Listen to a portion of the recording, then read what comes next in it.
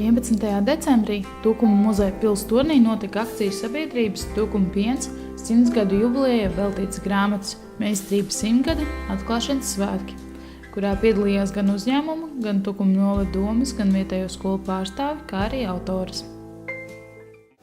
Tukuma piens šī gada laikā tādā veidā atzīmēs savu 100 gadi, un es domāju, ka šī grāmata ir kā tāds skaists punkts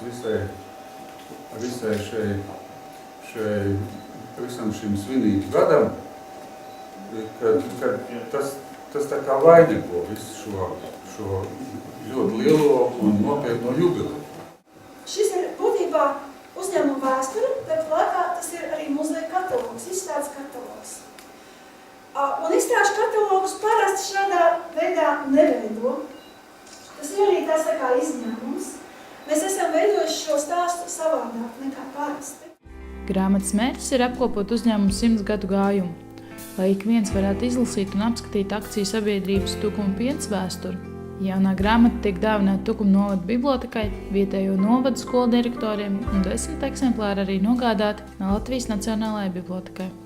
Pašreiz grāmata Meistarības 100 gadi izdota vien nepilnu 1000 eksemplāru apjomā. Savukārt iegādāties to iespējams Tukuma muzejā.